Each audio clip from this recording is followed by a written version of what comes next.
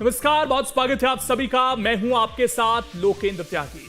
Cold drift cough syrup मामले में बड़ी लापरवाही का खुलासा हुआ है। तमिलनाडु के डायरेक्टर ऑफ ड्रग्स कंट्रोल की जांच में बात सामने आई है कि सिरप को तैयार करने में कंपनी ने बड़ी लापरवाही बरती। इधर मामले में मोहन सरकार का एक्शन लगातार जारी है। छिंदवाड़ा की सिविल सर्जन को भी इनके पद से हटा दिया गया है। इधर एमपी का मेडिकल एसोसिएशन डॉक्टरों पर हो रही कार्रवाई का विरोध कर रहा है। ऐसे में आपके मुद्दे में आज सवाल ये कि इंसाफ की लड़ाई एजेंडे पर क्यों आ गई है? बच्चों की मौत की फिक्र किसको है, यह सवाल उठता है। डॉक्टर्स, दवा विक्रेता क्यों लामबंद हो रहे हैं? इस मामले को लेकर क्यों संजीदगी नहीं दिख रही है? मौत पर बनेंगे मोर्चे या उठेगी एक आवाज? सिरप कांड में किस पर गिरेगी अगली घास? ये तमाम सवाल हैं जिन पर आज चर्चा करेंगे। कुछ खास मेहमान भी जुड़ेंगे, लेकिन सबसे पहले रिपोर्ट देखिए।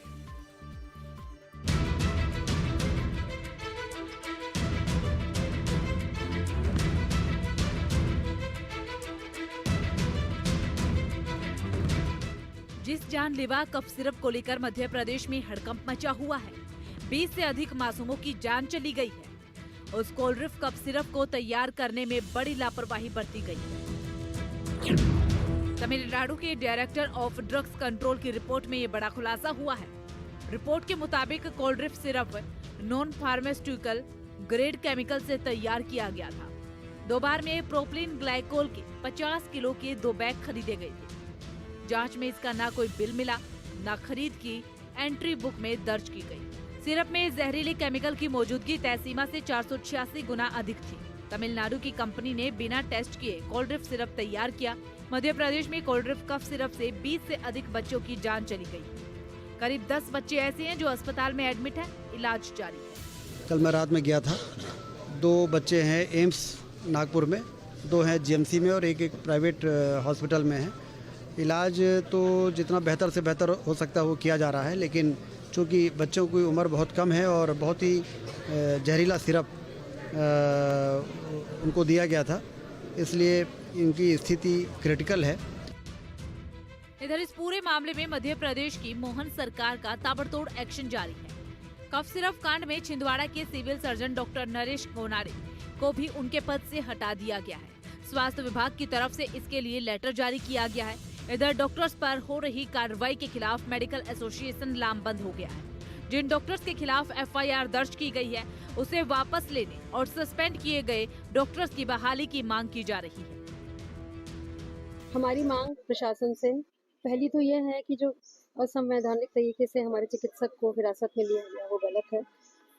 उन्हें तुरंत रिहा किया जाए, बिना विलंब के तुरंत रिहा किया जाए। दूसरी बात, एफआईआर जो लगाई गई है उनके विरुद्ध वो वापस ली जाए।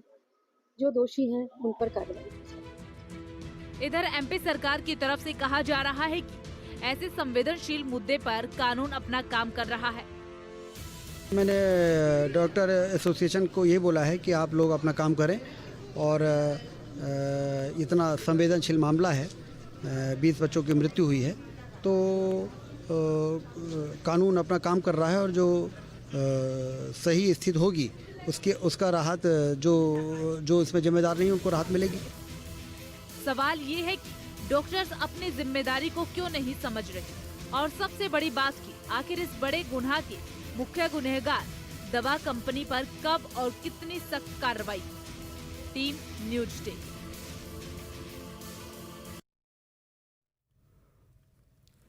और चर्चा करने के लिए हमारे साथ खास मेहमान जुड़ गए हैं। सबसे पहले परिचय करा देता हूं। शरद पंडित जी हैं, हेल्थ एक्सपर्ट हैं।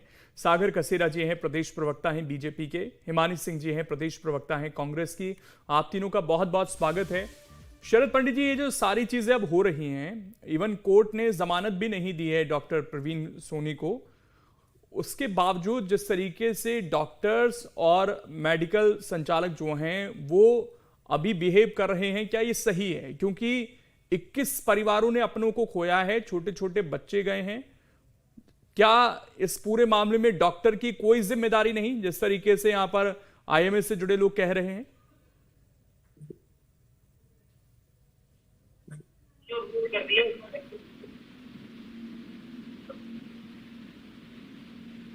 ये सबसे पहले मैं कहना चाहूंगा कि इसमें एफआईआर लॉन्च हो गई है, पूरा मैटर अंडर इन्वेस्टिगेशन। ये कोशिश होना चाहिए है यदि दोषी नहीं है तो निश्चित रूप से जो है वो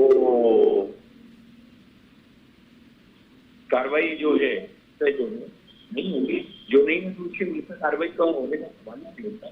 जो बेसिकली जो फॉल्ट है वो मैन्युफैक्चरिंग या जो सेवन पर ये जो लाइसेंस, थोड़ा ऑडियो में प्रॉब्लम है शरद जी। मैं सेकंड राउंड में आपके पास लौटता हूं, तब तक मैं सागर जी से रिएक्शन लेता हूं। सागर जी, ये एक तरीके से इसको क्या ब्लैकमेलिंग कहा जाए कि सब सामने आ गए हैं कि हमारी क्या गलती, हमारी क्या गलती। इसमें कुछ मैंने तार जोड़ने की कोशिश की। एक सरकारी डॉक्टर वो अपना प्राइवेट क्लिनिक चला रहा है, जो जानकारी है जो मेडिकल स्टोर था वो उनकी वाइफ का था, यहां तक कि जो दवाई का डिस्ट्रीब्यूटर था वो भी उन डॉक्टर के जानकारी था, पहचान वाला था। ये जानकारी अब तक सामने आई है, बाकी जांच चल रही है इसमें, तो रोज अपडेट आ रहे हैं। तो भी क्या हम ये माने कि उनकी कोई जिम्मेदारी नहीं है, या डॉक्टर को नहीं पता होता है कि जो दवाई वो लिख रहा है उसकी किस तरह की हिस्ट्री है, किस तरह की चीजें हैं। और अगर कोई दवाई निर्माता, जैसे तमिलनाडु से भी खबरें सामने आई हैं जिसमें कहा जा रहा है कि भैया उन्होंने तो बिल ही नहीं लिए, कैश में पेमेंट कर दी, कहीं से रॉ मटेरियल मंगाया वो भी जहरीला और वो भेज दिया, तो उसकी क्या आगे बिलिंग होती होगी? मुझे तो नहीं लगता कि वो अगर दवाई वो विदाउट एनी बिल्स बना रहे हैं, इनवॉइस बना रहे हैं, तो आगे जो प्रोडक्ट मैन्युफैक्चर कर रहे हैं उसकी भी बिलिंग हो रही होगी मेडिकल स्टोर्स पर। देखिए, ये बहुत ही संवेदनशील विषय है और सबसे पहले स्पष्ट करना चाहता हूं कि डॉक्टर जो हैं बेसिकली हमारे समाज की रीढ़ है। वे दिन रात अस्पतालों में बच्चों की जान बचाने के लिए ही प्रयास करते हैं, मेहनत करते हैं। हम और हमारी सरकार उनका हृदय से सम्मान करती है। लेकिन इसी के क्रम में जब कोई ऐसी दवा या कोई ऐसी प्रक्रिया जिसके कारण मासूम बच्चों की जान चली जाती है, तो सरकार का यह पूरा कर्तव्य है कि हम जिम्मेदारी तय करें और उस पर कार्रवाई भी करें। और डॉक्टर इससे अछूते नहीं रह सकते, क्योंकि सम्मान का अर्थ यह कभी भी नहीं है कि जवाबदेही से उन्हें छूट मिल जाए। डॉक्टरों की पूरी रिस्पॉन्सिबिलिटी है, क्योंकि दवाइयों को लिखकर देने वाले वही तो हैं। और यह भी ध्यान रखने वाली बात है कि मोहन यादव जी की संवेदनशील सरकार ने इस प्रकरण में, जो कि एक बहुत ही संवेदनशील प्रकरण है जिसमें कई मासूमों की जिनकी जिंदगियां चली गई, जिनके परिवार के साथ माननीय मोहन यादव जी और सरकार खुद खड़ी है, उन पर त्वरित कार्रवाई करी है, त्वरित एक्शन लिया है और माननीय कोर्ट ने भी उन्हें जमानत देने से मना कर दिया है। ऐसे में हमारे सभी डॉक्टर भाइयों को चाहिए जो आंदोलन कर रहे हैं, हम इसे उनका अधिकार मानते हैं, पर इस वक्त उन्हें आंदोलन करने की नहीं, संवाद और सहयोग देने की आवश्यकता है। क्योंकि सवाल बच्चों की जान का है, राजनीति या पेशेवर की प्रतिष्ठा का नहीं है। सरकार ने किसी भी डॉक्टर को बिना जांच के निशाना नहीं बनाया। जिनके खिलाफ सबूत थे उनके विरुद्ध ही कानूनी कार्रवाई हुई है और बाकी सबके लिए जांच जो है पूरी तरह से पारदर्शिता से चल रही। और मोहन यादव जी ने विशेष तौर से स्पष्ट निर्देश दिए हैं कि किसी भी निर्दोष डॉक्टर को परेशानी ना हो, लेकिन जो नियमों का उल्लंघन कर रहे हैं, जो कानून के दायरे में उनको लेकर आया जाए। हम चाहते हैं कि डॉक्टर सरकार के साथ मिलकर बच्चों की सुरक्षा के लिए खड़े हों। हम एक प्रदेश में ऐसा इकोसिस्टम बनाएं जिसके माध्यम से कोई भी गलत व्यक्ति बच ना सके, किसी निर्दोष पर कार्रवाई ना हो। लेकिन डॉक्टर्स का इसमें यह पक्ष सामने आ रहा है कि डॉक्टर को तो आपने एफआईआर की, उनकी गिरफ्तारी कर ली, लेकिन जो इसमें बाकी जिनकी जिम्मेदारी थी, जैसे जो इसमें ड्रग कंट्रोलर थे, उन पर केवल सस्पेंशन की कार्रवाई हुई, उन पर क्यों नहीं अब तक एफआईआर हो रही है? वो ये डिमांड कर रहे हैं। नहीं, देखिए, जो ड्रग कंट्रोलर हैं उन पर भी कार्रवाई निश्चित तौर पर हुई है और मोहन यादव जी ने स्पष्ट कह दिया है कि इस पूरे प्रकरण में जो भी दोषी है उस पर 100% कार्रवाई होगी और मानवता के किसी भी विषय पर सरकार बहुत संवेदनशील है और कोई भी व्यक्ति बचने नहीं वाला है।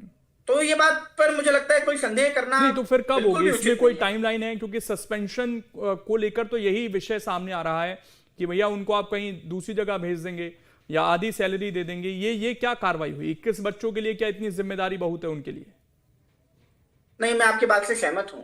क्योंकि ये विषय बहुत ही गंभीर है और इसीलिए पूरी तरह से निष्पक्ष जांच और निष्पक्ष तरीके से पूरी कार्रवाई को करने के बाद ही जो भी दोषी लोग हैं, चाहे वो ड्रग कंट्रोलर हैं, एजेंसी है, कंपनी है या कोई भी है, सब पर कार्रवाई होनी है। टाइमलाइन भी निश्चित है और आप देखेंगे शीघ्र ये होगा और मैं आपको स्पष्टता से कहना चाहता हूं, तमिलनाडु की ये जो ड्रग कंपनी थी उस पर भी कार्रवाई हो चुकी है।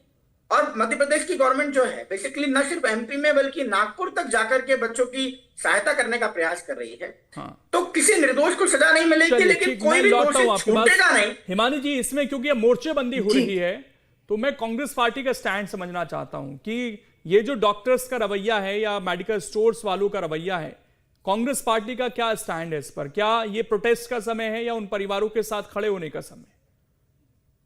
ये मोर्चाबंदी जो हो रही है ये प्रोटेस्ट या सर अगर हम ये बात करेंगे कि अगर विरोध और प्रोटेस्ट का समय ना होता तो ये मुद्दा सामने ही नहीं आता।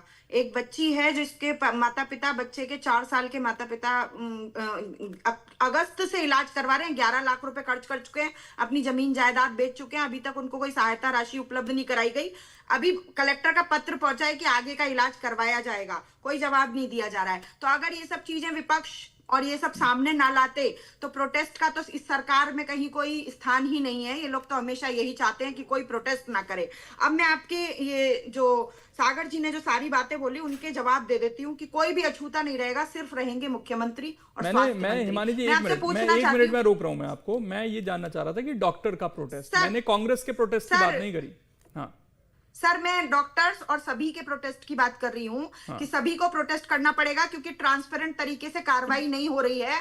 आप लोग सिर्फ अपनी कार्रवाई का दिखावा करने के लिए दूसरों के ऊपर अपनी जिम्मेदारी ढोलने का काम कर रहे हैं। आप ये बताइए कि अगर स्पेसिफिक आपको भी लगता है कि डॉक्टर पर जो कार्रवाई हुई वो गलत है? बोलने दीजिए ना, उनको आपने बहुत समय दिया, अरे तो बोलने तो दीजिए। मैं उनको भी सवाल पूछे, स्पेसिफिक ही बोल रही हूँ मैं, आपसे किसी और विषय पे बात नहीं कर रही हूँ। मेरा सवाल सुनिए पहले हिमानी जी, मैं ये कहना चाहता हूँ, आप गुस्सा बहुत जल्दी हो जाती है, आप गुस्सा बहुत जल्दी हो जाती हैं। शांति से, मेरा वो व्यवहार नहीं है ना, मैं उस तरीके से चर्चा करता हूँ। मैं ये जानना चाहता हूँ, मैं स्टैंड थोड़ा क्लियर हो ना, तो उसमें मेरे को समझ नहीं आ रहा तो जनता को कैसे समझ आएगा? कि बोलने तो दीजिए। हाँ, मैं बिल्कुल समझ में, मैं वही जानना चाहता हूँ कि डॉक्टर की जो गिरफ्तारी हुई उसको लेकर जो मोर्चेबंदी है वो सही है या नहीं, मैं ये जानना चाहता हूँ आपसे। बिल्कुल सही है, क्योंकि आपने अपनी जिम्मेदारी दूसरों के ऊपर डालकर पल्ला झाड़ने का काम किया है। कोई दवा अगर मध्य प्रदेश में परमिशन सरकार देती है, ड्रग विभाग देता है, अगर डॉक्टर ने वो लिखी है, मेडिकल स्टोर्स पे वो स्टॉक में थी, तो वो लोग गुनहगार कैसे हो गए? आपने क्यों मंगवाई? क्यों उसकी, क्या वो मध्य प्रदेश में आपने बैन की थी और बैन करने के बाद डॉक्टर ने लिखी या दवा स्टोर पर उपलब्ध थी? ये सब तो सिर्फ इसलिए किया जा रहा है। आप बताइए, किसी भी दुर्घटना के लिए उस विभाग का सबसे बड़े पद पर आसीन व्यक्ति जिम्मेदार नहीं है क्या? क्या स्वास्थ्य मंत्री इसके लिए जिम्मेदार नहीं है? उनके ऊपर क्या कार्रवाई हुई? क्या गृह मंत्री, मुख्यमंत्री अपने ऊपर? आप ये बात कर रहे हैं यहाँ पर, कल मुख्यमंत्री जी ने भाषण दिया, आप क्यों यहाँ पे आज डिबेट करवा रहे हैं? सागर जी को तो ये बिल्कुल पसंद नहीं आ रहा होगा। मुख्यमंत्री ने कह दिया कि कल की बात हो गई, आज की बात करो। उनके लिए 23 मौतें जो है कल की और आज की और परसों की, ये तो इनका संवेदनशीलता है। तो हम किस तरह से इनकी बातों को, और अब आप सोच लीजिए ना, आप मुझे बताइए कि अगर वो ड्रग्स मध्य प्रदेश में बैन होती और फिर डॉक्टर ने लिखी होती तो वो अपराधी था। जो मध्य प्रदेश में बिक रही है, दुकानों पर उपलब्ध है, आ रही है मार्केट में, तो उसको रखने वाला, दवा वाला या डॉक्टर कैसे गुनहगार हो गया? चलिए, तो सिर्फ इसलिए कि आप चैनल पर ये बोल सके कि हमने कार्रवाई की, तो आपने किसी के ऊपर भी कार्रवाई कर दी। क्योंकि आप डॉक्टर नहीं है, मैं इससे आगे नहीं जाऊंगा। आपका स्टैंड उसमें आ गया, आप उन लोगों के साथ अभी खड़ी हैं, यानी कि आप भी डॉक्टर की गिरफ्तारी के खिलाफ नजर आ रही हैं। शरद पंडित जी, मैं वापस लौटता हूं आपके पास। मैं ये जानना चाहता हूं कि जो मैंने 3 चीजें कही कि एक तो प्राइवेट क्लिनिक चलाना जब आप सरकारी अस्पताल में पदस्थ हैं, दूसरा फिर आपकी वाइफ के नाम पर क्लिनिक होना, फिर डिस्ट्रीब्यूटर जो है उससे जान पहचान होना, क्या ये कड़ियां नहीं जुड़ती है? इनकी जांच नहीं होनी चाहिए? और मैंने ये, मेरा मन में सवाल आया कि अगर कोई दवाई मान लीजिए गलत तरीके से बन रही है, प्रतिबंधित है, तो वो इन मेडिकल स्टोर्स पर क्या उसकी बिलिंग होती होगी? अगर वो अपना रॉ मटेरियल बिलिंग नहीं कर रहे हैं, उसकी बाकायदा बता नहीं रहे हैं सरकार को, तो जो एंड प्रोडक्ट आएगा तो उसकी क्या हम ये माने कि प्रॉपर बिलिंग होती होगी मेडिकल स्टोर्स पर? देखिए, इसमें सबसे पहले जो बात आपने कही है, Madhya Pradesh clinical establishment and जो नर्सिंग होम एक्ट है, उसमें शासकीय जो डॉक्टर हैं वो अपनी प्रैक्टिस अपने निजी निवास पर कर सकते हैं। ड्यूटी आवर्स के बाद, जो अस्पताल का समय है उसके बाद, वो अपने घर पर निजी प्रैक्टिस, उनको शासन ने अनुमति दी है। परंतु ये बात बिल्कुल सही है कि वो कहीं भी कोई अलग से क्लिनिक या अपना नर्सिंग होम डालकर जो है प्रैक्टिस नहीं कर सकते। बट इनका पूरा क्लिनिक चल रहा था, जो मुझे जानकारी है। जी जी जी, दूसरा ये है, यदि इस तरह का है तो वो जो है उचित नहीं है, नंबर 1। नंबर 2 जो है, इसमें जो है सबसे पहले हमको ये देखना पड़ेगा कि जो जांच FIR हुई है इसको एक टाइम लिमिट में शीघ्र पूरा करें, और सबको ऐसा लगना चाहिए कि उनके साथ अन्याय नहीं हो रहा है। देखिए, डॉक्टर्स का पक्ष जो है वो सुना जाए, डॉक्टर्स के पक्ष के साथ साथ जो अन्य उनकी बातें हैं उसको भी ध्यान से सुना जाए, और साथ साथ जो हमारी ड्रग पॉलिसी है, जो हायर लेवल पर जो ऑफिसर्स हैं उनको भी जो है वो जो है पनिशेबल है।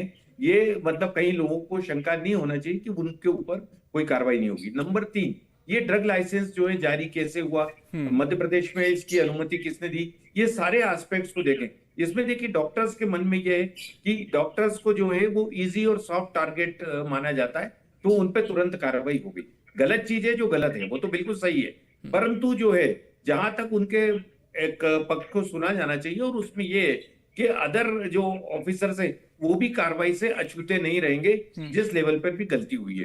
तो ये सारी चीजें जो है एक टाइम लिमिट में हमको जो है, एक चीज मैं और जानना चाहता हूं आपसे कि जब कोई डॉक्टर एक स्पेसिफिक दवाई को लिखते हैं तो उसके पीछे उनकी क्या रिसर्च होती है, क्योंकि उनके सामने भी तो बहुत सारे ऑप्शंस होते होंगे ना दवाई लिखने के, तो वो एक ही दवाई को अगर लिख रहे हैं तो उसके पीछे क्या माइंडसेट होता है डॉक्टर का?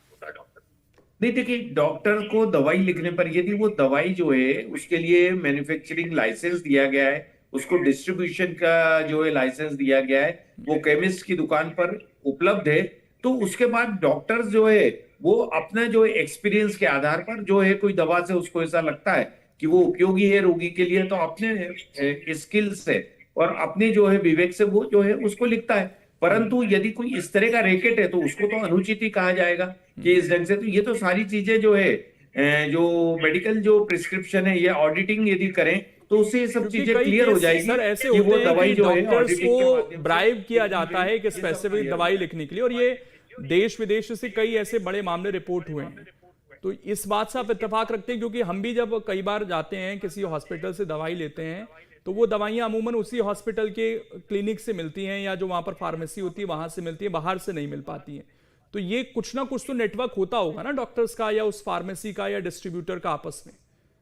नहीं, बिल्कुल आप सही कह रहे हैं। कोई भी जो है वो शंका को निर्मूल नहीं कर सकते हैं, उस पे उस एंगल से जांच होना चाहिए, वो बिल्कुल आप सही हैं। परंतु ये है कि ये डॉक्टर का स्किल और डॉक्टर का जो है विवेक से वो जो है दवाएं लिखता है। अब कौन सी दवा किसके लिए जो है ऐसा लगता है उसको पेशेंट के लिए बेनिफिशियल है वो लिखता है। परंतु ये चीजें हैं कि जो मेडिकल प्रिस्क्रिप्शन है उसके ऑडिटिंग से ये सारी चीजें स्पष्ट हो जाती हैं। एक चीज और मैं जानना चाहता हूं आपसे, उसके बाद मैं आगे बढ़ता हूं, कि जब ये केस अगस्त से ही आने शुरू हुए, शायद उससे पहले भी आए हों तो मुझे अभी जानकारी में नहीं है, तो क्या डॉक्टर थोड़ा समझ सकते थे कि यार ये ऐसे केस क्यों आ रहे हैं बार बार, कुछ प्रॉब्लम हो सकती है?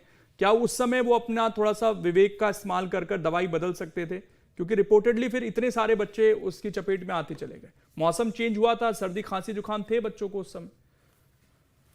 नहीं, देखिए, ये क्या है, स्पोरेडिक घटनाएं होती रही, रोज एक या दो घटनाएं अलग अलग जगहों पर यदि हो रही हैं तो वो कई बार हो सकता है कि वो चूक जाते हैं, अपने निगाह में नहीं आ पाए। परंतु यदि ये रिपोर्टिंग जब मीडिया में आया, ये इस तरह की चीजें हुई, तो डॉक्टर को निश्चित ही अलर्ट होना चाहिए और डॉक्टर को जो है वो उस दृष्टि से, उस एंगल से भी सोचना चाहिए। हालांकि डॉक्टर के पास कोई ऐसा फॉर्मूला रहता नहीं है कि वो जो है वो तो अपने विवेक से जो दवाएं हैं वो यदि उसको लगता है कि पेशेंट के लिए बेनिफिशियल थी, परंतु ये एंगल जब आया, ये इस तरह की रिपोर्टिंग चालू हुई, तो निश्चित रूप से उसको जो है उनको हायर ऑफिसर्स को और ड्रग इंस्पेक्टर्स को रिपोर्ट करना चाहिए, अपने CMHO को करना चाहिए, और इस ढंग से जो है यदि ये स्टेप ली जाती तो शायद इतनी अधिक मौतें नहीं होती। ठीक, सागर जी, इसमें जिस तरीके से डॉक्टर्स कह रहे हैं, अगर ये हड़ताल पर गए हैं, इनको आप कैसे समझाएंगे? और ऐसा ना हो कि पहले ही हम मेडिकल इमरजेंसी के दौर में, छिंदवाड़ा में बच्चों के लिए खासकर इस वक्त मौसम चेंज हो रहा है, सर्दी की दस्तक हो रही है, अभी और ज्यादा OPD बढ़ेंगी, ये ऐसा ना हो कि प्रदेश भर में अगर हड़ताल शुरू हो गई तो कैसे टैकल करेंगे आप इस चीज को? नहीं, मैं आपकी बात से सहमत हूँ। मामला बहुत संवेदनशील है और इसीलिए मोहन यादव जी की संवेदनशील सरकार इस पर सजग होकर प्रयास कर रही है। मैं इसका जवाब देता हूं, लेकिन उससे पहले हिमानी जी को मैं जवाब देना चाहता हूं कि हिमानी जी, छिंदवाड़ा की इस दुखद घटना में जहां पूरा प्रदेश शोक में है, जब हर मां अपनी गोद में बच्चे को लेकर डरी हुई है, तब कांग्रेस और आप राजनीतिक जिद्दों की तरह इस त्रासदी को और इस त्रासदी की ओर चारों ओर मंडरा रहे हैं। जहां जनता उम्मीद करती है संवेदना की, वहां कांग्रेस दे रही है उनको राजनीति और झूठे आरोपी की जहरीली बयानबाजी। मुझे लगता है आपको इससे बचना चाहिए। चलिए अब मैं आपकी बात का जवाब दे देता हूं। देखिए, बहुत संवेदनशीलता से मोहन यादव जी की जो सरकार है वो प्रयास कर रही है, और हमारा पूरा एजेंडा है कि हम डॉक्टरों के साथ बेहतर तरह से समन्वय बनाकर उन्हें यह समझाने में कामयाबी हासिल कर सकें कि यह समय है जब आपको और हमें साथ मिलकर के प्रदेश की जनता के लिए और अच्छा, लेकिन आपको नहीं लगता कि सागर जी इसका भी जवाब आपको पहुंचाना चाहिए कि डॉक्टर की इसमें पूर्णतः क्या गलती प्राइमेसी नजर आई जिस वजह से उनको गिरफ्तार किया गया? एक तो उन्होंने लिखा, लेकिन उसका वो ये पक्ष दे रहे हैं बार बार कि हमने तो दवाई लिखी, वो अलाउड थी। तो इसमें कुछ प्राइमेसी आप लोगों को या जांच एजेंसियों को नजर आया होगा, तभी गिरफ्तारी हुई उनकी। देखिए, कई बार क्या होता है, जब कोई विषय जांच के दायरे में होता है तो जो भी दोषी होते हैं उन पर ही कार्रवाई होती। मामला कोर्ट में है, कोर्ट में उन्होंने अपनी अपील किया अपने इस विषय के अगेंस्ट, लेकिन उसके बावजूद भी कोर्ट चलिए, मेरे पास थोड़ा समय कम रह जाएगा। बीएम शरणागत जी अभी जुड़े हमारे साथ, प्रदेश अध्यक्ष IMAMP के। शरणागत जी, आपका बहुत बहुत स्वागत है। और ये अभी सवाल उठ रहा है कि इतना संवेदनशील मामला है, डॉक्टर्स भी थोड़े संवेदनशील होने चाहिए। माना कि आपकी फेटर्निटी से जुड़ा मामला है, लेकिन जब कोर्ट है, हमारे देश के अंदर न्याय व्यवस्था है, अगर वो उनका दोष नहीं होगा तो वो छूट जाएंगे आगे जाकर। लेकिन अभी हड़ताल पर जाना, लामबंद हो जाना, क्या ये सही मैसेजिंग हो रही है डॉक्टर्स को लेकर भी?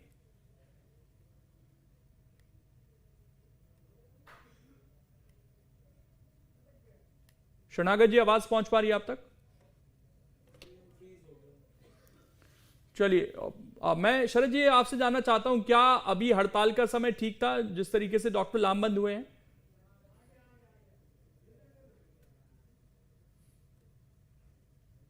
सकता है इस समय जब पूरा प्रदेश और देश जो है बीमारियों की चपेट में है, उस समय डॉक्टर्स को अपने इस कदम के बारे में सोचना चाहिए, पुनर्विचार करना चाहिए कि रोगियों को किसी तरह की तकलीफ ना हो।